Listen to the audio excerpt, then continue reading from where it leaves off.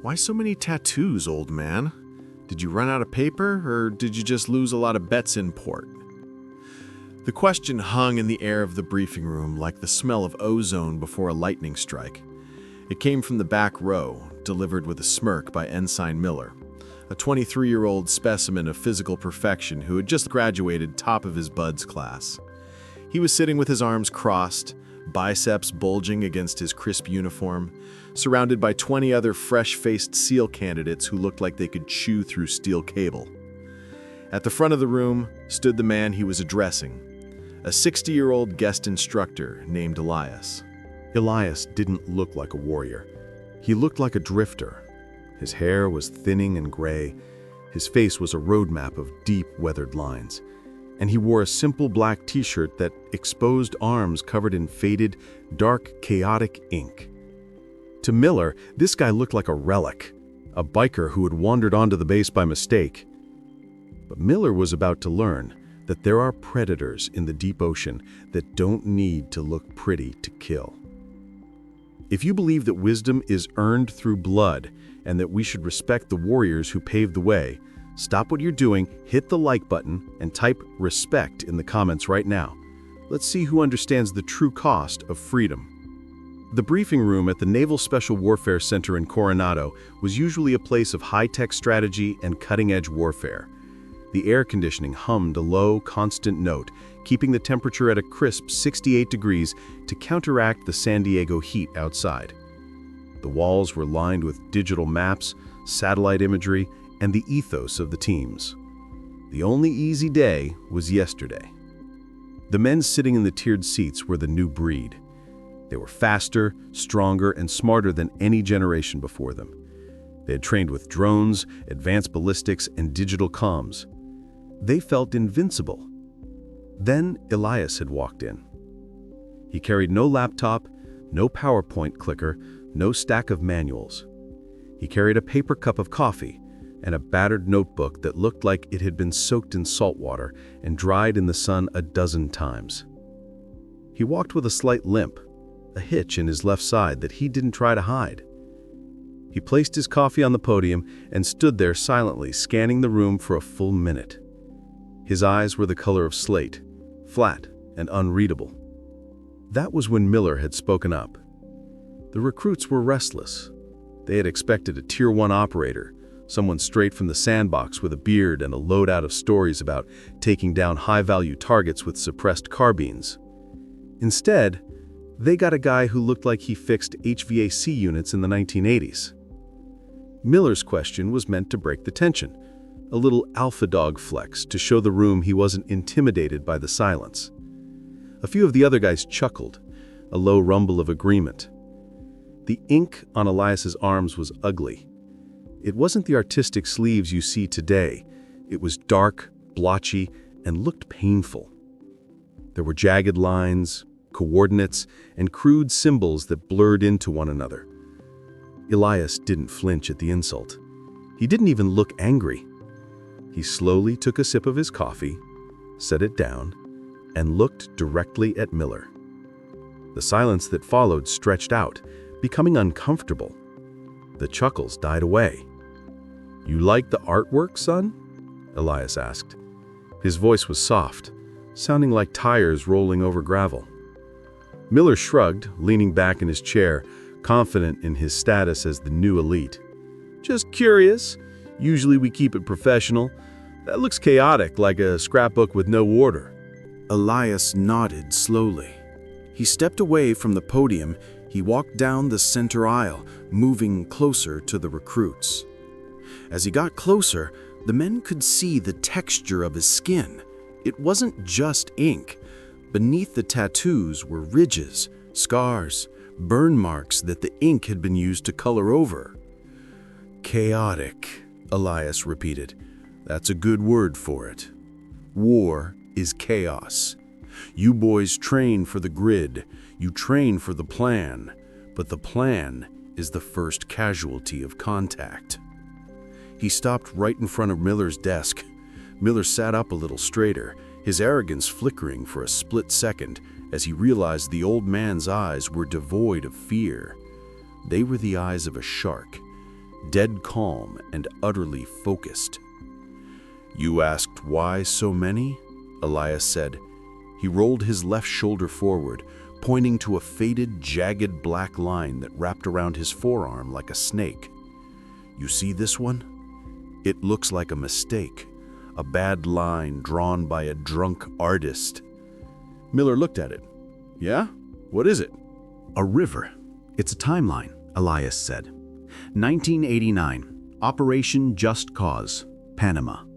We were tasked with securing Pattaya Airfield. The intel was wrong. We weren't walking into a lightly guarded strip. We were walking into a meat grinder. We were pinned down on the tarmac, no cover, taking heavy machine gun fire from 3 sides. My swim buddy, a kid named Joey, took a round to the femoral artery. In the first 30 seconds, the room went quiet. The air conditioning seemed to get louder. I dragged him behind the landing gear of a private jet, Elias continued, his voice devoid of drama, just stating facts. I put a tourniquet on him, but the fire was too heavy. We were trapped for 4 hours. This tattoo? I did it myself with a needle and India ink 3 days later. It traces the path of the blood that ran across the tarmac. It reminds me that plans fail, and when they do, you don't panic, you hold the line. Miller swallowed. He didn't say anything. Elias rolled up his other sleeve. He pointed to a cluster of 3 stars on his right bicep. They were uneven, the points dull. "How about these? You think these are for style? Maybe I wanted to look like a general." No one laughed. 1993, Mogadishu, Elias said. The word hit the room like a physical weight. Every SEAL knew the history, but reading about it in a book and standing in front of a ghost who was there were 2 different things. We weren't supposed to be the main effort. We were support. But when the birds went down, everything shifted. We moved through the city on foot. It was a 360-degree ambush. We ran out of water. We ran out of ammo. We almost ran out of blood. He tapped the stars. 3 men in my squad didn't make it back to the hangar. I put these here to cover the shrapnel scars I took in my arm pulling a Ranger out of a burning Humvee. Every time I lift something heavy, the scar tissue pulls. It hurts. And I'm glad it hurts because the pain reminds me that I'm still here and they aren't. Elias took a step back, addressing the whole room now. The recruits were leaning forward, their eyes wide. The arrogance was gone, replaced by a dawning realization of who they were sitting in the presence of. "You look at me and you see an old man," Elias said, his voice rising slightly, filling the room with authority. "You see faded ink and gray hair. You ask why so many tattoos? The answer is simple. I have so many tattoos because I have come home so many times. Each one of these is a receipt for a life I lived, a death I dodged, or a brother I buried." He pointed to a complex, faded geometric shape on his wrist. "Afghanistan, 2002, Takur Gar, the mountains. The air was so thin you felt like you were breathing through a straw. We were hunting shadows in the caves. We were alone. No drone support, no SATCOM, just 6 of us and the cold. We were out there for 12 days. We ran out of food on day 4. We ate snow and stayed awake on pure hate. This mark, it's the constellation of Orion. It was the only thing I could see from the position where I lay for 48 hours waiting for a sniper to make a mistake. He finally did." Elias looked back at Miller. "You have clean skin, Ensign. You have bright eyes and a strong back. You know the theory of war. You know the tactics, but you don't know the weight. You haven't carried the weight yet." Miller looked down at his hands. His face was red, not with anger, but with shame. "I didn't know, Master Chief. I apologize."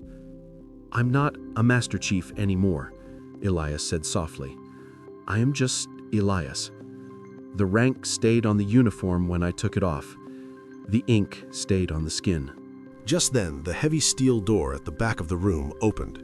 The commander, in full dress whites, walked in. It was Commander Vance, the commanding officer of the entire training group. The recruits instinctively jumped to their feet, snapping to attention. "Attention on deck!" Commander Vance waved a hand. "As you were. Sit down." Vance walked to the front of the room. He didn't look at the recruits. He looked at Elias. The commander's face broke into a look of profound respect, bordering on reverence. He extended a hand. "Elias," Vance said warmly, "I wasn't sure you'd actually come." "I said I would, sir," Elias replied, shaking the hand. Vance turned to the class. He saw the stunned expressions. He saw the tension. He looked at Miller, who was looking at the floor. "I see you've met the legend," Vance said. "Gentlemen, you are looking at the founding father of the tactical survival program you are currently studying. Before we had GPS, before we had thermal drones, we had men like Elias Thorne. He was a member of SEAL Team 6 before half of you were born. He has operated in more countries than you can name. He's the only man I know who has been awarded the Navy Cross twice." A collective gasp went through the room. The Navy Cross, twice. That put him in the realm of mythology. "I asked him to come here today not to teach you how to shoot. You already know how to shoot. I asked him here to teach you how to endure. Because the technology breaks, the batteries die, the comms go down, and when that happens, all you have left is what is inside your chest and who is standing next to you." Vance looked at Elias's arms. "And I see he's already started the history lesson. Those tattoos are the only map you need to understand what sacrifice looks like." Vance nodded to Elias and stepped to the side, relinquishing the floor. The hierarchy was clear. In this room, the commander was in charge, but Elias was the master. Elias walked back to the podium. He picked up his coffee, which was now cold. He looked at Miller again. The young ensign looked like he wanted to crawl under his desk. "Stand up, son," Elias said. Miller stood up, stiff and nervous. "Sir?" "Don't sir me. I work for a living," Elias said, a ghost of a smile touching his lips. "You asked a question. It was a fair question. We judge what we see. It's human nature. But in this line of work, judgment gets you killed. You have to look deeper. You have to look at the eyes, not the paint job." Elias rolled down his sleeves, covering the history, covering the scars. He became just an old man in a black t-shirt again. "You want to know the real reason why I have so many tattoos?" Elias asked, his voice barely a whisper, forcing everyone to lean in. "Yes, Master Chief," Miller said. "It's to cover up the parts of me that are missing," Elias said. "Every time I lost a piece of my soul, I painted over it so I wouldn't have to look at the empty space. You boys are blank canvases. You're perfect. My job is to teach you how to stay that way for as long as possible. But make no mistake, if you do this job right, if you do it long enough, you will get marked. Maybe not with ink, but you will get marked." He picked up a piece of chalk and turned to the blackboard. He drew a simple vertical line. "This is you," he said. He drew a jagged, chaotic circle around it. "This is the world." He turned back to them. Survival isn't about conquering the world. It's about keeping that line straight while the world tries to bend it. Now, open your notebooks. We're going to talk about water procurement in a hostile urban environment. And I don't want to hear a single word about apps or filters. We're going to talk about how to stay alive when the world wants you dead. The room was electric. The recruits opened their notebooks with a fervor they had never shown before. Pens hovered over paper, ready to capture every syllable. Miller sat there, his eyes glued to Elias. He wasn't looking at a biker anymore. He was looking at a prophet. For the next 3 hours, Elias spoke. He didn't use jargon. He didn't use buzzwords. He told stories of thirst so deep it made you hallucinate. He spoke of hiding in sewage pipes to avoid patrols. He spoke of the psychological weight of being hunted. And through it all, the recruits saw the tattoos in a new light. When Elias gestured, the jagged lines on his arms seemed to move, animating the stories. The ink wasn't graffiti. It was a living document of human endurance. When the lecture ended, nobody moved to leave. The dismissal bell rang, but they sat there. Elias packed up his battered notebook. He finished his cold coffee. He looked at the class one last time. "Class dismissed," he said. As he walked toward the door, Miller shot up from his seat. He practically ran down the aisle. "Master Chief, Elias, wait!" Miller stammered. Elias stopped and turned. "Yeah?" Miller extended his hand.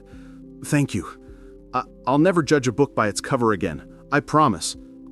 Elias took the hand.